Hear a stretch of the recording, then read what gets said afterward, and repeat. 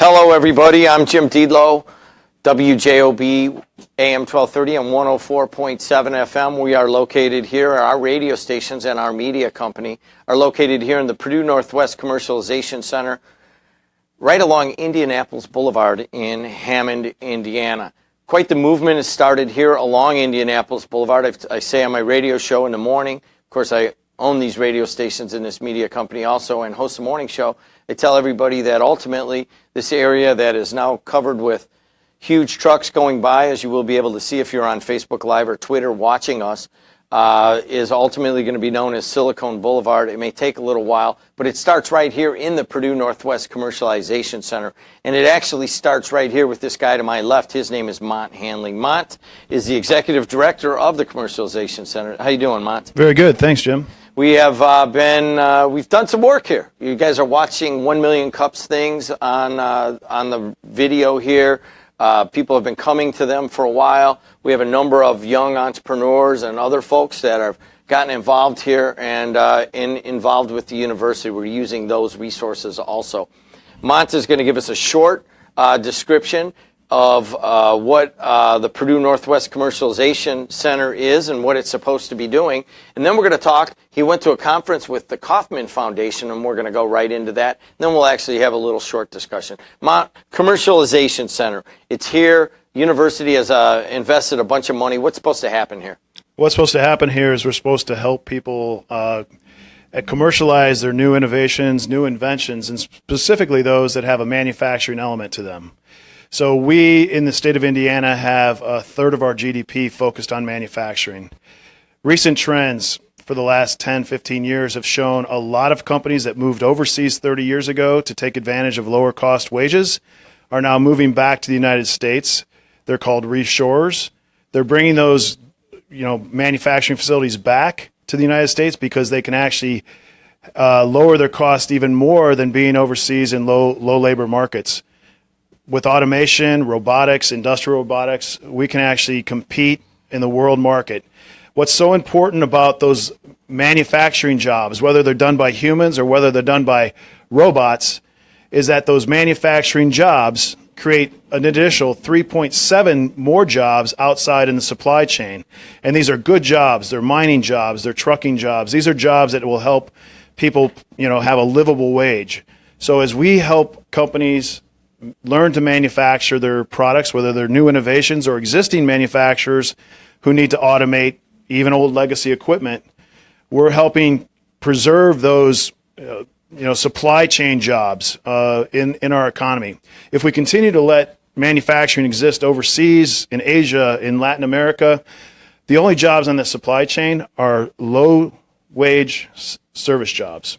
What's a co-working space, and how does that apply here? So co-working is exploding all over the world. It's happening in China, in Middle East, everywhere.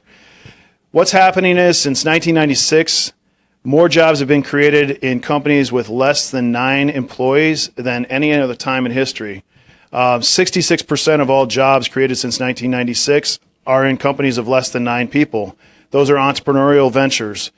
People need to get a start first before they move into a big factory, before they move into a big retail space. They need to have a place to start.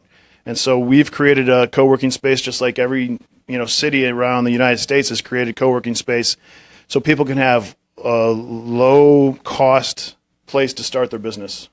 I do Jed and the Money segments here, and this is kind of a Jed and the Money segment. I do that in the middle of the day.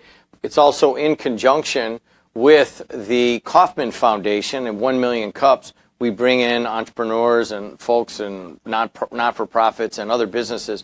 We make presentations here live in the WJOB studios. And then, of course, we're running it here on Facebook Live and Twitter. And then it actually, as we are right now, live on the radio in the Chicago area here. And we'll take some phone calls and that kind of stuff.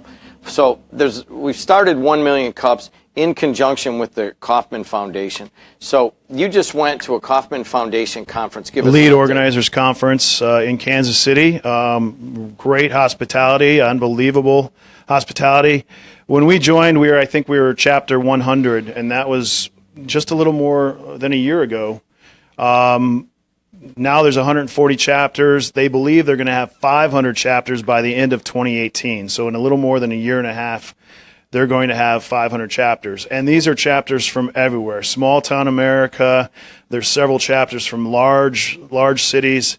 I met some people from Indianapolis and Louisville, and they're all like really excited about the 1 Million Cups concept. When I reached out to Kauffman Foundation to organize this chapter, I was thinking along the lines of what we just saw with Dr. Abdi, that these are going to be presentations for investable opportunities. And that is not the case with every chapter. They're doing Main Street, like we'll see next week with Small Town Coffee with Annette and Elizabeth here. These are small town, Main Street businesses, correct?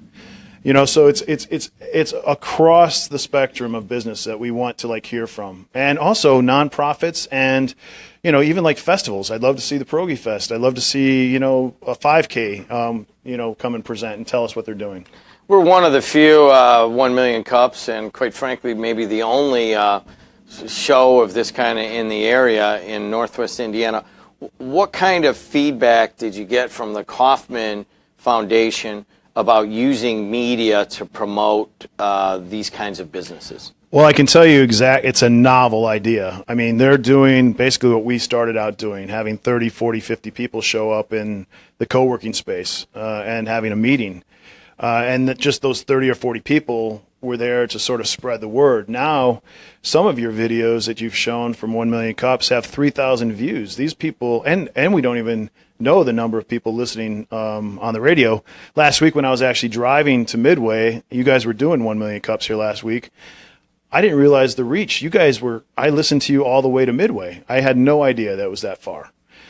So I don't know how many people are listening to that, but they're very intrigued with what they're doing. The director of 1 Million Cups would like to come out here and see what we're doing.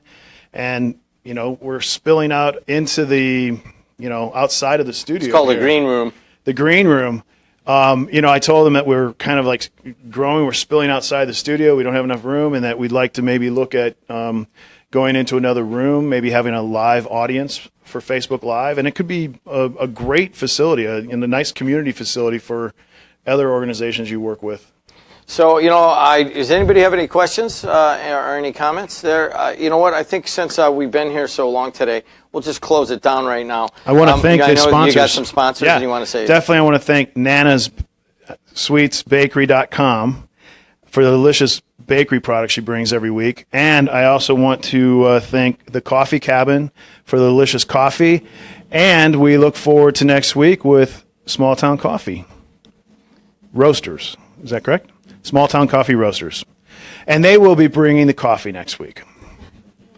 There you go. So anybody who thinks they might want to present to us here in the WJOB studios on the campus of the Purdue Northwest Commercialization Center, they can get a hold of Mont if you happen to be catching this video or whatever. We want presenters. We can do as many as we can fit. We're doing this every Wednesday at 9 a.m. If you're listening here locally, we'd like you guys to be over here. There's some really cool people in this room.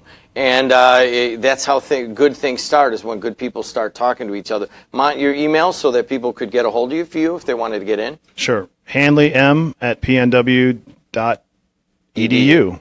It's handleym@pnw.edu. If you got any other questions, you can also get me at jed@wjob1230.com. Once again, thanks to the live audience for coming.